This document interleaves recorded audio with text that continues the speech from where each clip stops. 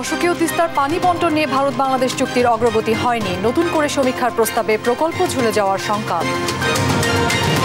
বগুড়ায় ৩ উপজেলার ৮০,০০০ মানুষ পানিবন্দী। যমুনায় নতুন করে ভাঙন দেখা দেয়ায় আতঙ্কে স্থানীয়রা। দ্রুত ব্যবস্থা নেওয়ার দাবি। কোটা সংস্কারের দাবিতে বিকেলে বাংলা ব্লকেট কর্মসূচি। স্থায়ী সমাধানের দাবিতে অনড় আন্দোলনকারীরা। কক্সবাজারে আবারও পাহাড় ধস। এবার ঘুমের মধ্যে চাপা পড়ে শিশু ও নারীর মৃত্যু।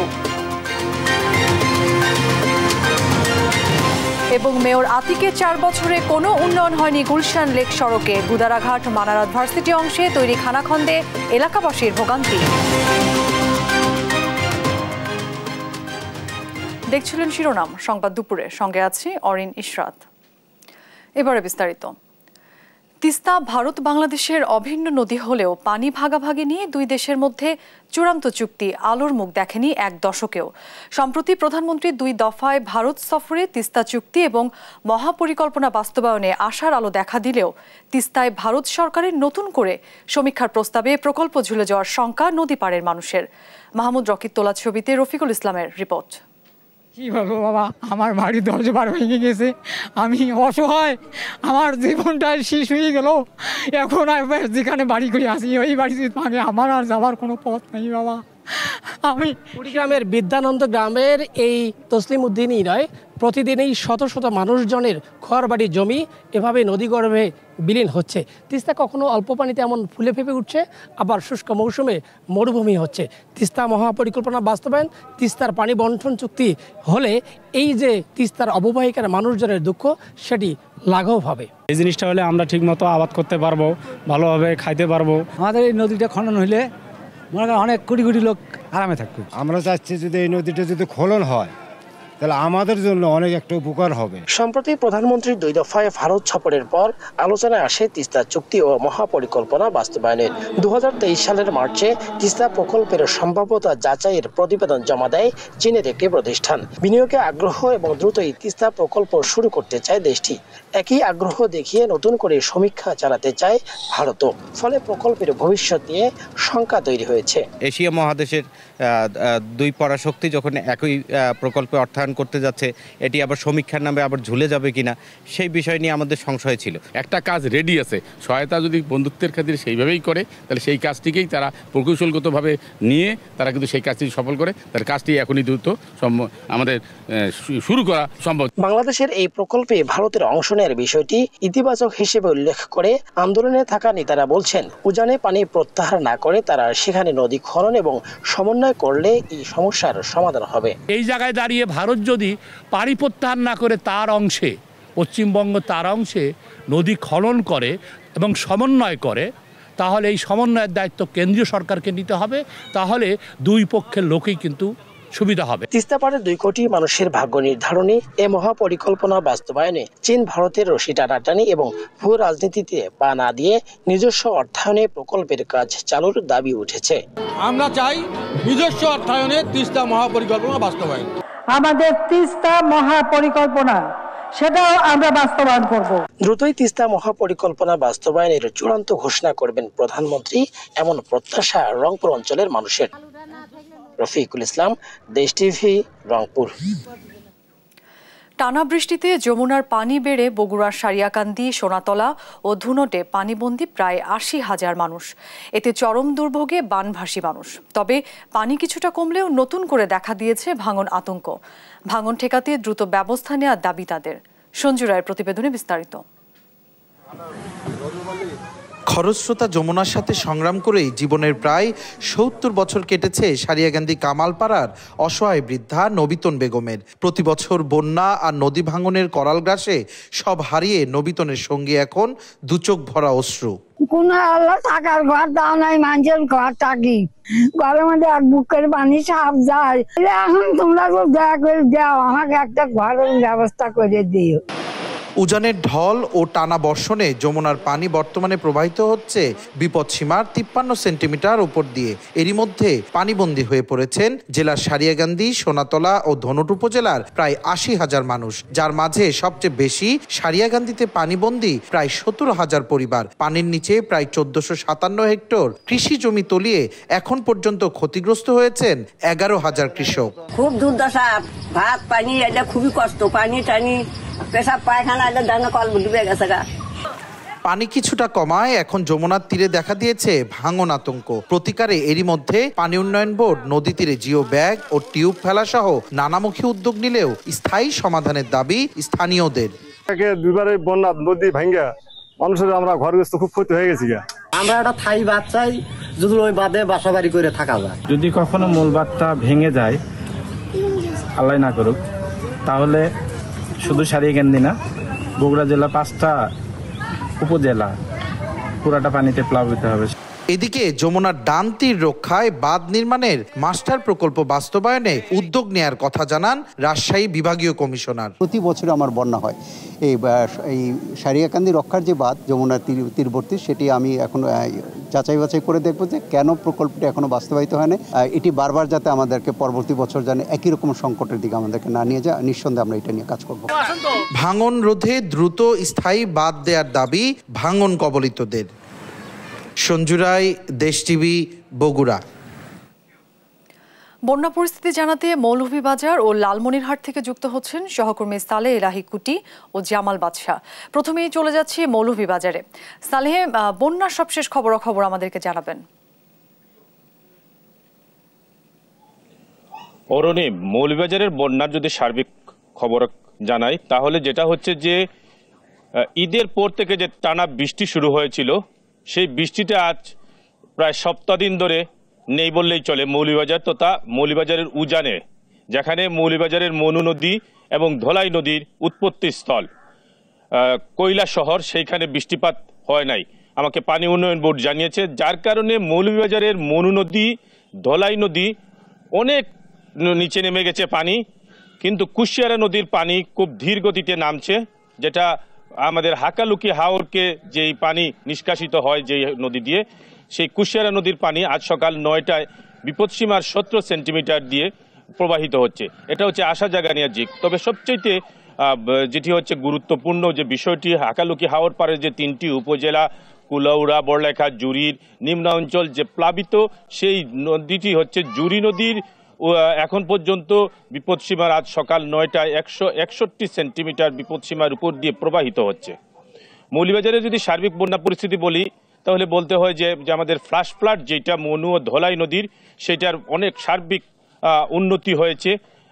মানুষ ঘরে ফিরে যাওয়ার জন্য চেষ্টা করছে। আমি এখন আছি একটি বন্যা কবলিত বাড়ির সামনে, দেখতে পাচ্ছেন যে বাড়ির ভিতরের মধ্যে কাদাময় হয়ে আছে, তারা এখন পর্যন্ত নদীর পাড়েই বসবাস করছে। তাদের সাথে কথা বলেছিলাম, তারা বলছে যে এই মুহূর্তে ঘরে ফিরতে পারতেছে না, কারণ ঘর কাদাময় হয়ে আছে এবং মালপত্র পরিষ্কার করে তারা ঘরে যাওয়ার প্রস্তুতি নিচ্ছে। আপনাকে একটি বিষয় জানাতে চাই, প্রথমবার একবার বন্যা হয়েছিল, তখন তারা সেরকমভাবেই প্রস্তুতি নিয়ে ঘরে ফিরেছিল। ঘরে যাওয়ার পরেই আবার দ্বিতীয়বার যখন বন্যা আক্রান্ত হয়, তখন তারা আবার নদীর পাড়ে চলে আসে, পলিথিনের ঘর করে সেখানে বসবাস করা শুরু করে এবং এখন পর্যন্ত করতেছে। আমি তাদের সাথে কথা বলেছিলাম, তারা বলতেছেন যে এবং তারা সামনেও আবার আতঙ্কে আছেন, যদি আবারও বন্যা হয় তাহলে তারা সেরকম অবস্থায় সে অবস্থায় তারা এখন রয়ে যায়। তবে সবচেয়ে আশা জায়গা নিয়ে দিকটা হচ্ছে যে নদীর পানি যে সেটা কমতেছে এবং প্রচণ্ড গরম পড়তেছে, রোদের ঝলমল আলোয় আলোকিত হয়ে আছে মৌলভীবাজার।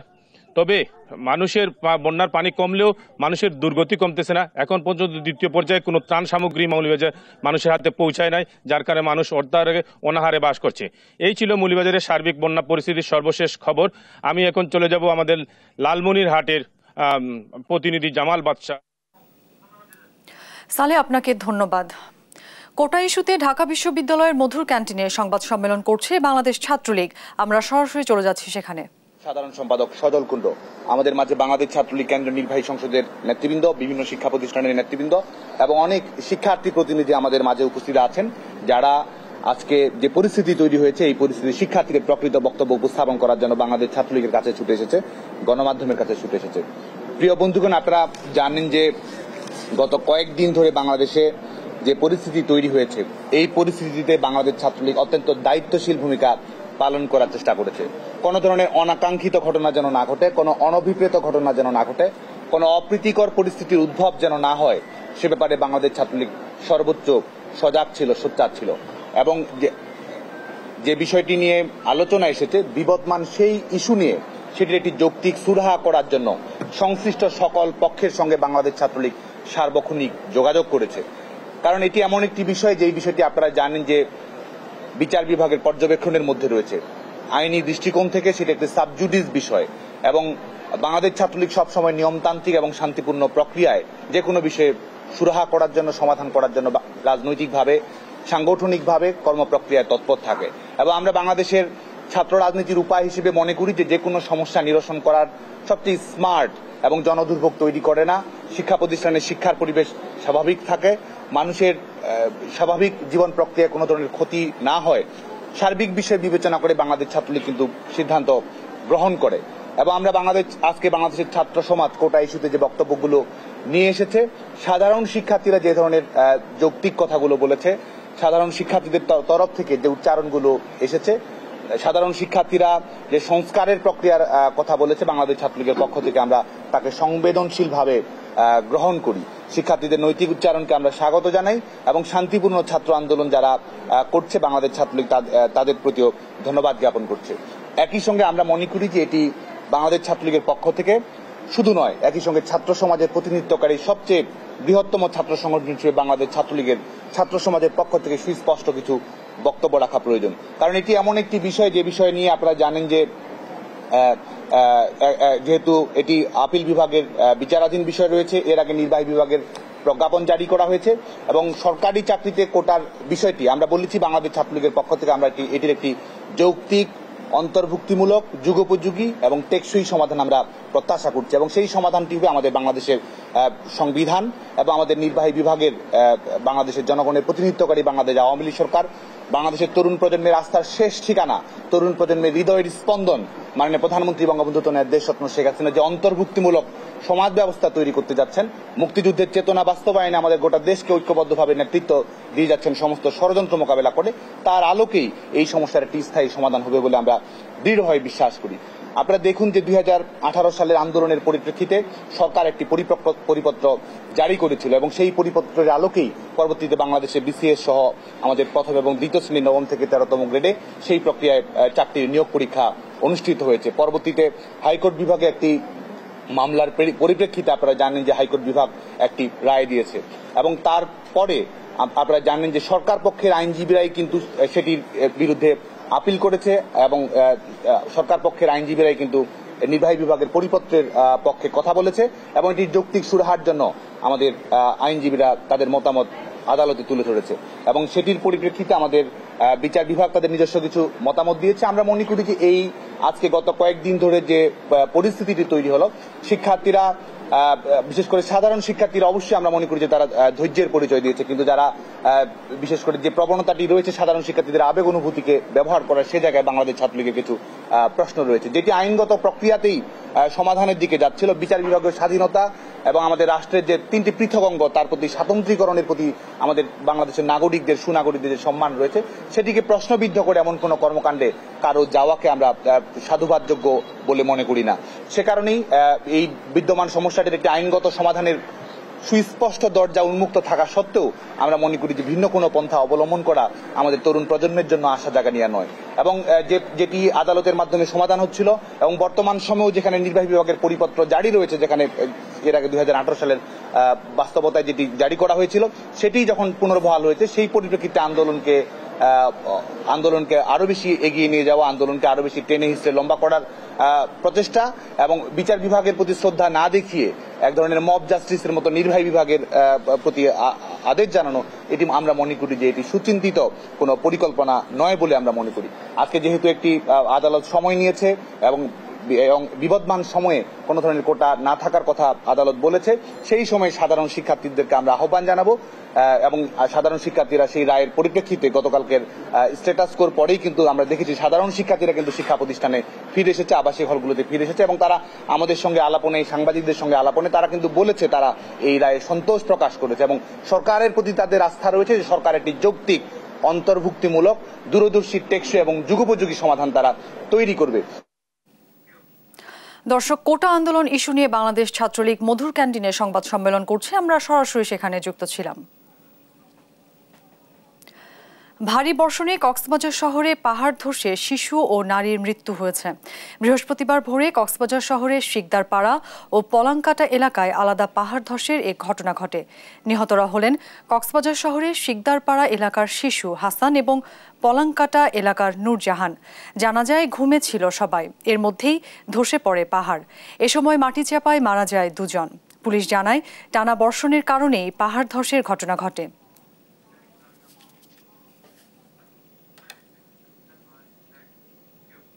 সংবাদ দুপুরে আরো থাকছে। বাসা ছাড়তে বলায় ভাড়াটিয়ার মামলায় জেলে লালবাগের বাড়ি মালিক। ধর্ষণ ও নির্যাতনের অভিযোগ বাদীর, সুষ্ঠু বিচার চায় এলাকাবাসী।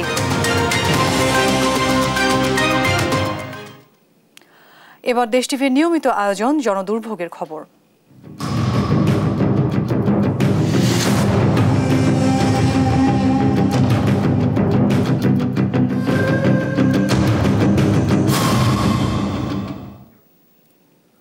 ঢাকা উত্তর সিটির মেয়রের মেয়াদ 4 বছর শেষ হলেও হাতিরঝিল লেক সংলগ্ন সড়কের কোনো উন্নয়নই হয়নি। গুদারাঘাট থেকে মানারাত ইউনিভার্সিটি পর্যন্ত অংশে তৈরি হয়েছে খানাখন্দ, আর বৃষ্টির পানি জমে খানাখন্দে প্রায়ই ঘটছে দুর্ঘটনা। বিস্তারিত নিয়াজ মোর্শেদের প্রতিবেদনে। সড়কের অবস্থা দেখে বোঝার উপায় নেই এটি অভিজাত এলাকা গুলশানের পাশে। লেকের পূর্ব পাশের এই সড়কটি দীর্ঘদিন সংস্কার না করায় তৈরি হয়েছে খানাখন্দ। এতে অনেকটাই চলাচল অযোগ্য হয়ে পড়েছে। বৃষ্টি হলেই সড়কের খানাখন্দে জমে পানি, গর্তে পড়ে প্রায় দুর্ঘটনা ঘটে বলে অভিযোগ স্থানীয়দের। আপনার আটু পর্যন্ত পানি হয়ে যায় এই রাস্তায়, এয়ার ফিল্টার পানিটা ইঞ্জিন আপনার নষ্ট হয়ে যায়, অনেক টাকা লাগে মালিক মহাজনের। আর মানুষজন তো প্রচুর গাড়ি চলে, কিন্তু গাড়ি চলা সত্ত্বেও এখানে কেউ খেয়াল নেয় না। মানে বর্তমান যে সিচুয়েশন, যে বন্যার পানি বা একটা হালকা বৃষ্টি হলে যে পরিমাণ যেখানে ভরে যাচ্ছে, পানি দেওয়ার কোনো ড্রেন নেই, ড্রেনগুলো কোনো পরিষ্কার নেই। তারপর হচ্ছে গাড়ি ঘোড়া যাত্রী নিয়ে, স্কুল ছেলে মেয়েদের নিয়ে যারা একটু রিক্সায় থাকে তারা হুট করে পড়ে যাচ্ছে। তো এটা নিয়ে কারো কোনো মাথা ব্যথা নেই। এদিকে এই রাস্তায় বৃষ্টি হইলে চলাফেরা করা যায় না, আবার গাড়ি ঘোড়া দিয়ে চলাফেরা করা যায় না। তাদের অভিযোগের সত্যতা মেলে 10 মিনিটের বৃষ্টিতেই। পানিতে ডুবে থাকায় বোঝার উপায় নেই কোথায় আছে খানাখন্দ। এইটার অবস্থা মনে হয় যে আজকে 4 বছর ধরে এরকম, মানে এত খারাপ এই রাস্তা। এই রাস্তার দিয়ে কোনো খেয়ালই নেই। অনেক সমস্যা, গাড়ি বিশেষ করে বাইক চালাতে রাস্তাতে খানাখন্দরগুলো আছে, এগুলোতে খুব সমস্যা করে, প্রবলেম করে। পানি নিষ্কাশনের কোনো ভালো ব্যবস্থা নাই, প্লাস রাস্তাটা মনে করেন যে বাঙ্গার উপরেই আছে, ভাঙতে ভাঙতে ভাঙতে ভাঙতে আজকে এই পর্যন্ত এখনো বাঙ্গার উপরে আছে। প্রতিদিন আপনার একটা না একটা অ্যাক্সিডেন্ট হচ্ছে এই রাস্তায়। রাস্তার কথা কি বলবো, আর 4 বছর ধরে চলাচল করে এই রাস্তার কোনো পরিবর্তন, দিন দিন অবনতি, কোনো পদক্ষেপ নেই এই রাস্তায়। গাড়ি নিয়ে চলাচল করার সমস্যা, লোকজন হাঁটাহাঁটির সমস্যা, প্রচুর সমস্যা। এ ব্যাপারে কাউন্সিলরের সাথে যোগাযোগ করেও তাকে পাওয়া যায়নি। ভোগান্তি লাঘবে দ্রুত সড়কটি সংস্কারের দাবি এলাকাবাসীর। নিয়াজ মোর্শেদ, দেশ টিভি, ঢাকা। বাড়ি মালিকের হাতে ভাড়াটিয়া নির্যাতনের কথা হরহামেশা শোনা গেলেও এবার ঘটেছে ঠিক উল্টোটা। নিয়মিত ভাড়া না পেয়ে বাসা ছাড়ার নোটিশ দেয়ায় ভাড়াটিয়ার মামলায় জেলে যান পুরান ঢাকার এক বাড়িওয়ালা। ভুক্তভোগীর অভিযোগ, বাসার দারোয়ান সহ মালিকের স্ত্রীর নামে শিশু নির্যাতন ও ধর্ষণের মিথ্যা মামলা দিয়েছেন জান্নাতুল ফেরদৌস অ্যানি নামের ওই ভাড়াটিয়া। আর ঘটনার সুষ্ঠু বিচার চেয়ে অ্যানির দাবি, জোর করে এ বাসায় থাকছেন না তিনি। বিস্তারিত নূপুর মাহমুদের রিপোর্টে।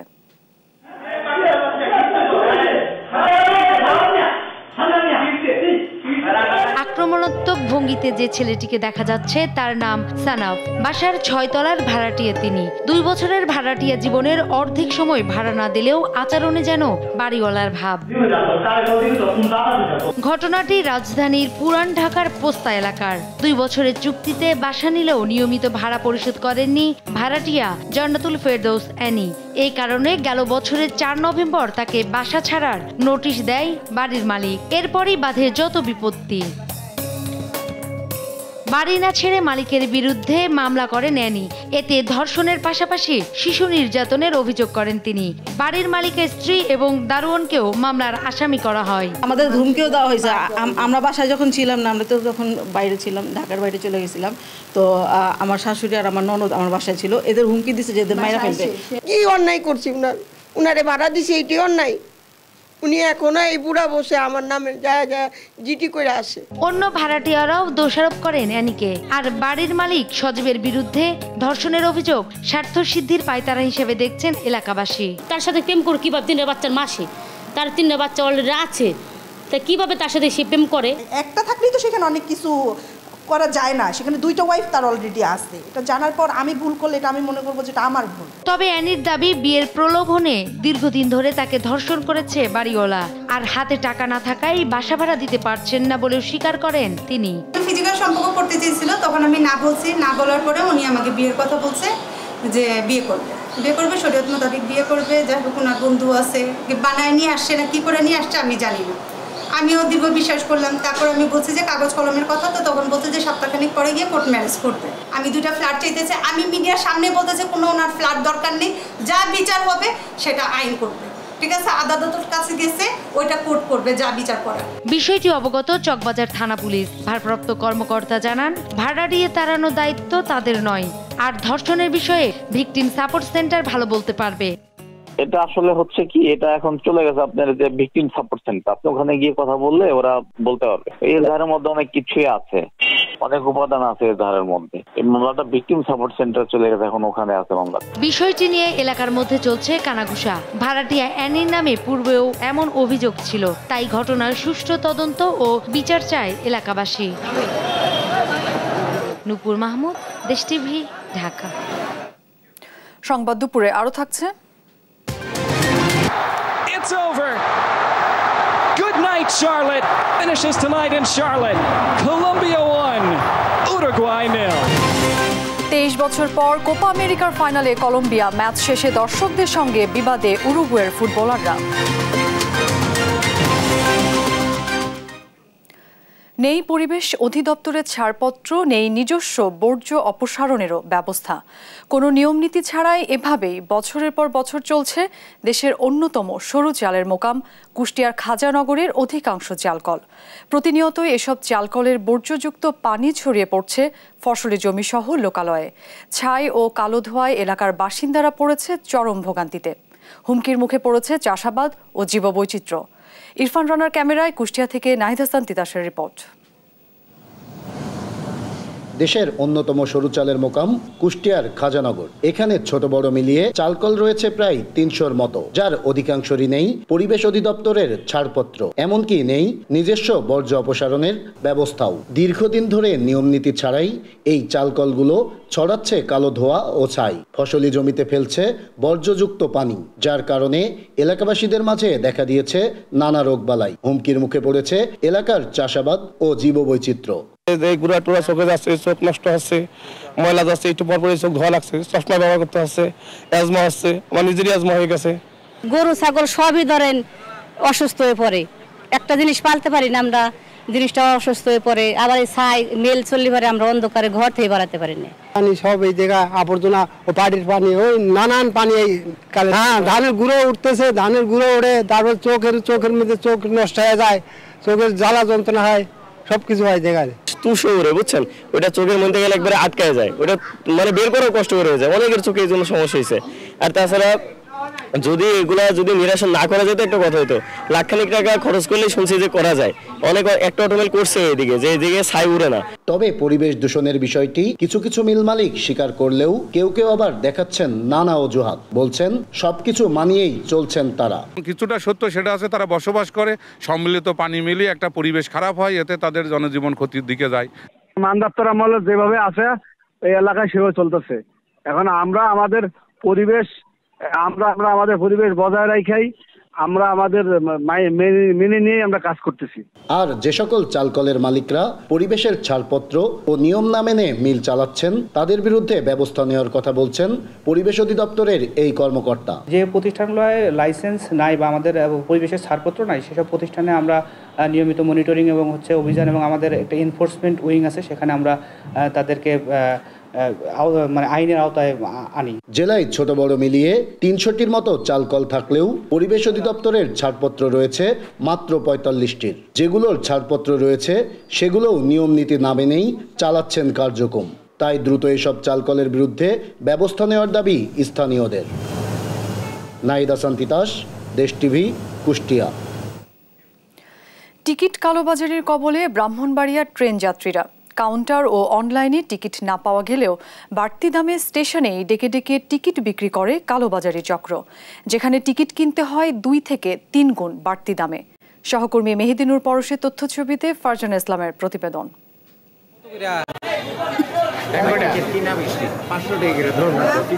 এ যেন দিনে দুপুরে প্রকাশ্যেই টাকা হাতিয়ে নেয়ার দৃশ্য। টিকিট কাউন্টার নয়, রেল স্টেশন চত্বরেই চলছে টিকিট বেচা কেনার ধুম। কালোবাজারিরা এভাবেই যাত্রীদের ডেকে ডেকে বিক্রি করে বিভিন্ন গন্তব্যের টিকিট। ব্রাহ্মণবাড়িয়া রেলওয়ে স্টেশন থেকে প্রতিদিন জেলার ৪ থেকে ৫,০০০ যাত্রী ঢাকা, সিলেট, চট্টগ্রাম, কুমিল্লা, নরসিংদী সহ বিভিন্ন গন্তব্যে যাতায়াত করে। তবে যাত্রী সংখ্যা অনেক থাকলেও স্টেশনে আসনযুক্ত টিকিটের বরাদ্দ মাত্র ৯০০টি। বিপুল চাহিদাকে ঘিরে স্থানীয় একটি প্রভাবশালী চক্র দীর্ঘদিন ধরে চালিয়ে যাচ্ছে টিকিট কালোবাজারি। এই চক্রটি আত্মীয় স্বজনদের ভোটার আইডি কার্ড সহ বিভিন্ন মানুষের এনআইডি কার্ড ব্যবহার করে মুহূর্তেই আসনযুক্ত সব টিকিট সংগ্রহ করে নেয়। ফলে বিভিন্ন গন্তব্যের টিকিট তাদের কাছ থেকে ৩০০ থেকে ৪০০, এমনকি ৫০০ টাকায়ও কিনতে হচ্ছে। এতে আর্থিক লোকসানের পাশাপাশি হয়রানির শিকার হচ্ছে যাত্রীরা। ৬০ টাকার টিকিট ৩০০ টাকা কেন? কারণ কি দেশে কি কোনো আইন কানুন নাই? আর আমরা ৩০০ টাকা ব্ল্যাকে নিচ্ছি। কাউন্টারে আসলে আমরা টিকিট পাচ্ছি না, টিকিটের থেকে বঞ্চিত, কারণ এরা মানে বেলিকার কাছে সব টিকিট বিক্রি করে দেয়। আমরা অতীত থেকে আপনার দ্বিগুণ বেশি দেয় সেই টিকিটটা কিনতেছে, অবশ্যই আমাদের লসের পর্যায়ে এগুলো। এদিকে রেলওয়ে পুলিশ ও জেলা প্রশাসন কালোবাজারি বন্ধে তৎপর বললেও বাস্তবে নেই তার কোনো প্রতিফলন। কন্টিনিউ আছে, অলরেডি ইতিমধ্যে আমরা কয়েকটা মামলা নিচ্ছি এবং প্রায় ১০-১৫ জনের মতো আমরা অ্যারেস্ট করে নিয়মিত মামলা নিচ্ছি তাদের বিরুদ্ধে। কালোবাজারির ক্ষেত্রে আমরা জেলা প্রশাসনের পক্ষ থেকে এক্সিকিউটিভ ম্যাজিস্ট্রেটগণ র্যান্ডম অভিযান পরিচালনা করেন। আমরা যে রেগুলার যে অভিযান সেটা অব্যাহত রেখেছে এবং ইতিমধ্যে প্রায় ২.৫ লক্ষ টাকা জরিমানা করা হয়েছে। রেলপথে যাত্রী ভ্রমণে হয়রানি কমাতে প্রশাসনকে আরো কঠোর ভূমিকা রাখার আহ্বান সচেতন মহলের। News desk, Desh TV. এবার আন্তর্জাতিক প্রসঙ্গ। গাজায় তাল আল হাওয়া এলাকায় ইসরায়েলি হামলায় প্রাণ হারিয়েছেন কমপক্ষে ৩০ ফিলিস্তিনি। ইসরায়েলি বাহিনী ২ সপ্তাহের স্থল অভিযানের অংশ হিসেবে বুধবার এ হামলা চালায় তারা। এদিকে গাজার জন্য ইসরায়েলের উচ্ছেদ আদেশ এক গণভোগান্তিতে পরিণত হয়েছে বলে এক বিবৃতিতে জানিয়েছে জাতিসংঘের মহাসচিব স্টিফেন ডুজারিক। এছাড়া এ আদেশ ফিলিস্তিনিদের জন্য একটি মানসিক যুদ্ধ বলে দাবি করেছে গাজার স্বরাষ্ট্র মন্ত্রণালয়। অন্যদিকে আন্তর্জাতিক অপরাধ আদালতকে ইসরায়েলি সেনাদের অব্যাহত জঘন্য হামলা তদন্ত করার আহ্বান জানিয়েছে হামাস।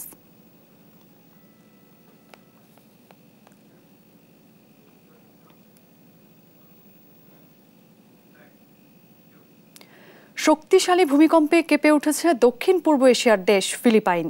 দেশটির মিন্দানাও দ্বীপে আঘাত হানা এ ভূকম্পনের মাত্রা ছিল রিক্টার স্কেলে ৭.১। বৃহস্পতিবার স্থানীয় সময় সকাল ১০টায় এ ভূকম্পন অনুভূত হয়। ভূমিকম্পটির উৎপত্তিস্থল ফিলিপাইন থেকে ১০৬ কিলোমিটার দূরে সেলেবস সাগরে। ভূপৃষ্ঠ থেকে এর গভীরতা ছিল ৬২০ কিলোমিটার। এখন পর্যন্ত কোনো ক্ষয়ক্ষতির খবর পাওয়া যায়নি, তবে আফটার শক হতে পারে বলে আশঙ্কা করা হচ্ছে।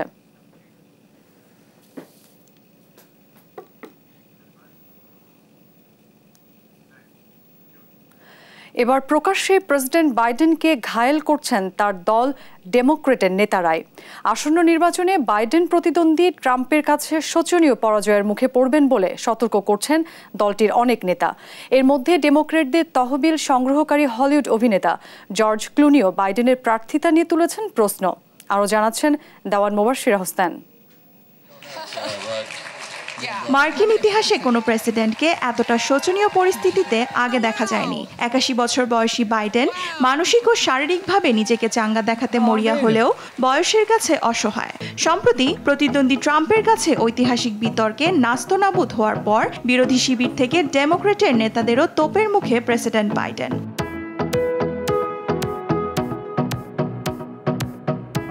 নির্বাচনের সময় ঘনিয়ে আসার সঙ্গে পরিস্থিতি আরও ঘোলাটের দিকে।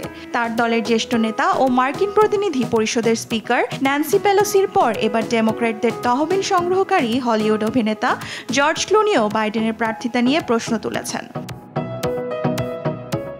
জর্জ ক্লুনির মতে বাইডেন তার ক্যারিয়ারে অনেক লড়াইয়ে বিজয়ী হলেও বর্তমান প্রেক্ষাপট একেবারেই আলাদা। লড়াইয়ে হেরে যাওয়ার আভাস দিয়ে বয়সকেই দায়ী করেন তিনি। এর আগে নির্বাচনে প্রেসিডেন্ট বাইডেনের প্রার্থিতা নিয়ে প্রশ্ন তুলেছিলেন ডেমোক্র্যাট সিনেটর মাইকেল ব্যানেট। এমনকি ট্রাম্পের বিরুদ্ধে ভূমিধস পরাজয়েরও ইঙ্গিত দেন এই রাজনীতিক। বাইডেনকে প্রার্থিতা প্রত্যাহারের আহ্বান জানিয়েছেন কয়েকজন ক্ষমতাধর কংগ্রেসম্যান। দলীয় প্রার্থী হিসেবে একজন যোগ্য প্রার্থীর প্রয়োজনীয়তার কথা তুলে ধরেছিলেন কংগ্রেস সদস্য অ্যাডাম স্মিথ। বাইডেনের পরিবর্তে সামনে আসছে ভাইস প্রেসিডেন্ট কমলা হ্যারিসের নাম। দেওয়ান Mubashira Hossain, news desk, Desh TV. দর্শক, জনপ্রশাসন মন্ত্রী ফরহাদ হোসেন সচিবালয়ে ব্রিফ করছেন, সরাসরি চলে যাচ্ছি সেখানে। জানিয়েছেন কোর্ট হচ্ছে সেই জায়গা যেখানে কিন্তু আপনার কথা শুনে আসলে কি করতে হবে সিদ্ধান্ত দেয়। এখন আপনি যদি বাইরে থেকে অর্থাৎ রাস্তায় থেকে আন্দোলন সংগ্রাম করেন, কোর্টে গেলেন না, যে প্রবলেমটা কোর্টে সেখানে না গিয়ে যদি রাস্তায় আমরা ব্যারিকেড করি, আমরা ভোগান্তি সৃষ্টি করি, জনদুর্ভোগ সৃষ্টি করি, এটা করা একটা অনুচিত অযৌক্তিক একটি কাজ। আমি আমার শিক্ষার্থীদের বলবো যে তারা আদালতে যাবেন, আদালতে যাওয়ার জন্য আমাদের মহামান্য প্রধান বিচারপতি আহ্বান জানিয়েছেন। এটাই হচ্ছে যৌক্তিক জায়গা, কারণ যেখান থেকে বিষয়টি হয়েছে সেখানে যেতে হবে এবং সেখানে গিয়ে যৌক্তিকভাবে সমস্ত বিষয়গুলো তুলে ধরলে আমার মনে হয় যে সমস্যার সমাধান এটা খুব সহজে হয়ে যাবে। একটা সহজ জিনিস, পানির মতো সহজ জিনিসকে জটিল করছে কারা? এখানে আপনারা নিশ্চয়ই জানেন, যখনই এ ধরনের কোনো ঘটনা ঘটে, যারা এই সরকার মানুষের জন্য যে কল্যাণ, যে উন্নয়ন করছে, এই আমাদের এই দেশকে এখন বিশ্বের উন্নয়নের রোল মডেলে পরিণত করা হচ্ছে মাননীয় প্রধানমন্ত্রী জননেত্রী শেখ হাসিনার নেতৃত্বে। এখন আপনারা নিশ্চয়ই জানেন একটা গোষ্ঠী আছে যারা পদ্মা সেতু নিয়ে সমালোচনা করে, যারা দেশের উন্নয়ন নিয়ে সমালোচনা করে, এটা থাকবেই। তো সেক্ষেত্রে আমাদের শিক্ষার্থীরা কেন এত সহজ একটা জায়গা, সহজ একটি সমাধান রেখে কেন একটি জটিল জায়গা বেছে নিচ্ছে? আমার মনে হয় আমি আমার শিক্ষার্থীদেরকে বলবো যে আপনারা এই যে কাউরির দ্বারা পরিচিত না হয়ে যথাযথ জায়গাতে আপনারা যাবেন, আপনাদের বক্তব্যটা উপস্থাপন করবেন। আপনাদের বক্তব্যের সাথে একমত হয়েই তো মাননীয় প্রধানমন্ত্রী সেই 4 অক্টোবর 1918 সালে তিনি তো 2018 সালে তিনি কিন্তু এটি করেছিলেন, এই প্রজ্ঞাপনটা দিয়ে তিনি নির্দেশনা দিয়েছিলেন, সংসদে বক্তব্য রেখেছিলেন। সেটি তো সেই শিক্ষার্থীদের সাথে সহমত হয়েই তো তিনি করেছিলেন। তাহলে আমাদের স্পিডটা হচ্ছে এই স্পিড। এখন যেটা বিষয় হয়েছে, এই দুর্ভোগ যেটা তৈরি হচ্ছে, এই দুর্ভোগটা থেকে জনগণকে রক্ষা করে যদি আদালতে আসার জন্য সুযোগও করে দিয়েছেন, কারণ 4 সপ্তাহ সময় আছে, এর মধ্যে আদালতে এসে যথাযথভাবে উপস্থাপন করার মধ্য দিয়ে তাদের যুক্তিগুলো আমার মনে হয় সুন্দরভাবে সেটি সমাধান হওয়া সম্ভব।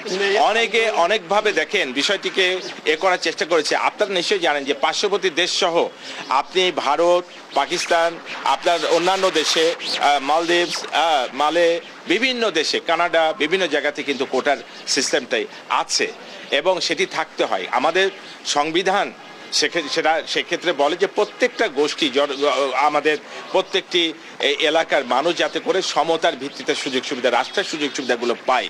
অনেকগুলো বিষয় কিন্তু রয়ে গেছে, তো সেই সংবিধানের আলোকেই কিন্তু সমতা। আপনাকে নিশ্চয় আমি একটা জিনিস বলবো, দেখেন আমাদের এই যে কোটা সিস্টেম উঠে যাবার কারণে আমাদের যে নারীদের যে আমাদের সরকারি চাকরিতে অংশগ্রহণ, সে অংশগ্রহণ কিন্তু অনেক কমে গেছে। যেরকম আমাদের 43 BCS মাত্র 17% নারীরা সেখানে সুযোগ পেয়েছে এবং আপনি জানেন যে এই 40 BCS প্রায় আপনার পুলিশে সেখানে দেখা যাচ্ছে 40 BCS থেকে 40, 41, 43 এই BCS-গুলোতেই কিন্তু আপনার সবগুলোতে কমেছে, এবং যেখানে আপনার 38 BCS-এ নারীরা ছিলেন প্রায় 26% উপরে, সেখানে এই BCS-গুলোতে প্রত্যেকটাতেই আপনার কমে গড়ে প্রায় 19% এসছে। তো সেক্ষেত্রে আমাদের যে বিষয়টি যে দেখেন, তাদের জন্য একটা কোটা ছিল, নারীদের জন্য একটা কোটা ছিল, কারণ তাদেরকে সুযোগটা করে দিতে হবে, আমাদের বোনদের সুযোগ করে দিতে হবে, সমতার ভিত্তিতে দেশটাকে এগিয়ে দিতে হবে। এই দেশের অর্ধেক জনগোষ্ঠী নারী, সেটি চিন্তা করতে হবে। একইভাবে জেলার ব্যাপারটি হচ্ছে, আপনারা নিশ্চয়ই জানেন যে জেলার এই যে 40 BCS-এ 59টি জেলা থেকে পুলিশে একটি নারীও আপনার চাকরি সুযোগ পায়নি আপনার 40 BCS-এ। তাহলে আবার আপনার দেখা যাচ্ছে যে মাত্র 17টি জেলাতেও আপনার নারী পুরুষ কেউই চান্স পায়নি। তাহলে এই যে জেলাগুলো বঞ্চিত হয়ে গেল, তাহলে এইরকম একটা যদি সৃষ্টি হয়, তাহলে একটা অসমতা তৈরি হয়। কোটা ইস্যুতে কথা বলছেন জনপ্রশাসন মন্ত্রী, আমরা সরাসরি সেখানে যুক্ত ছিলাম। এবার খেলার সংবাদ।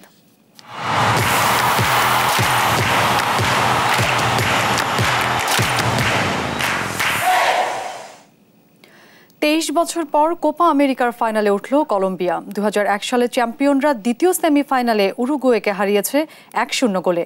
যদিও প্রথমার্ধে শেষে 10 জনের দলে পরিণত হয়েছিল হামেস রদ্রিগেজের দল। তৌসিফুল হাসানের ম্যাচ রিপোর্ট।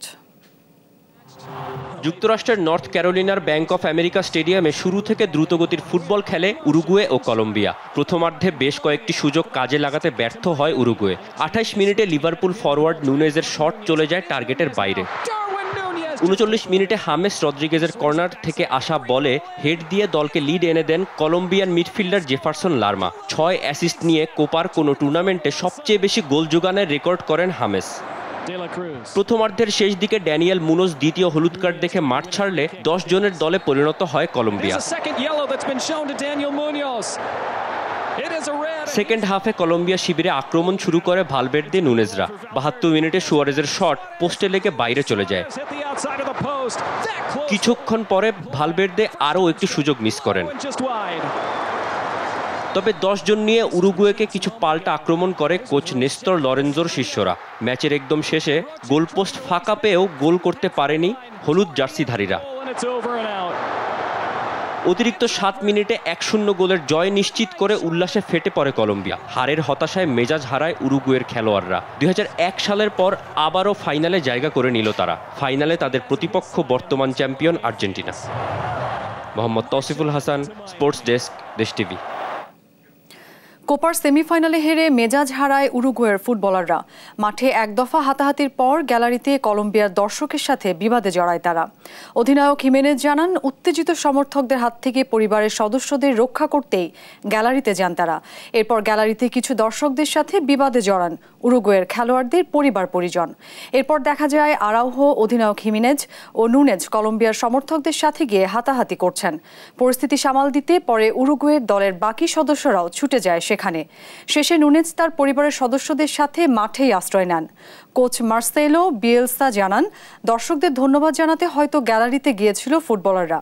বিবাদে জড়ানো নিয়ে কিছুই জানে না তিনি।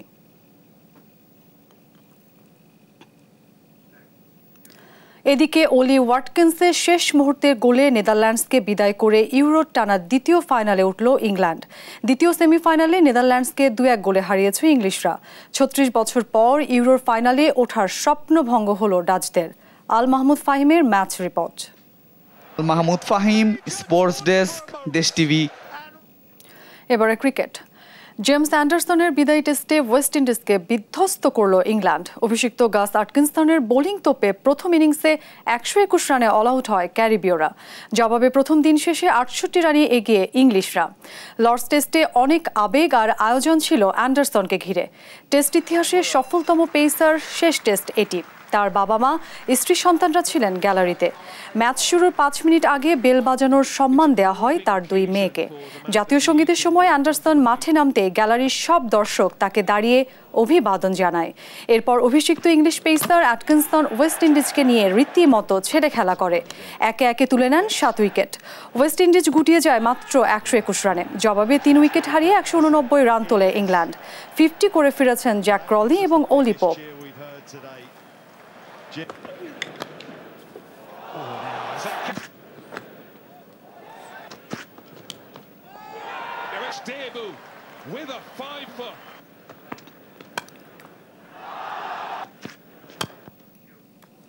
এ পর্যায়ে সংবাদ শিরোনাম জানিয়ে দিচ্ছি আরও একবার।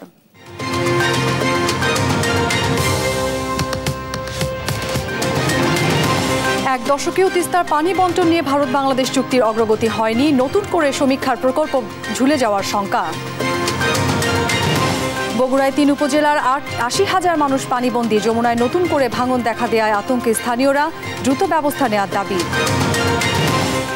কোটা সংস্কারের দাবিতে বিকেলে বাংলা ব্লকেট কর্মসূচি, স্থায়ী সমাধানের দাবিতে অনড় আন্দোলনকারীরা। কক্সবাজারে আবারও পাহাড় ধস, এবার ঘুমের মধ্যে চাপা পড়ে শিশু ও নারীর মৃত্যু। এবং মেয়র আতিকে 4 বছরে কোনো উন্নয়ন হয়নি গুলশান লেক সড়কে। গুদারাঘাট মানারাত ভার্সিটি অংশে তৈরি খানাখন্দে এলাকাবাসীর ভোগান্তি। এই ছিল এখনকার সংবাদ দুপুর। পরে বুলেটিন দেখার আমন্ত্রণ রইল। এছাড়া দেশ টিভির সর্বশেষ সব খবর পেতে ভিজিট করুন www.desh.tv। ফেসবুকে আমাদের সঙ্গে যুক্ত থাকুন দেশ টিভি অথবা দেশ টেলিভিশন পেজে। এছাড়া সর্বশেষ সব ভিডিও পেতে ইউটিউবে আমাদের হ্যান্ডেল @দেশ টেলিভিশন অথবা @দেশ টিভি নিউজ লিখে সার্চ করুন। ধন্যবাদ।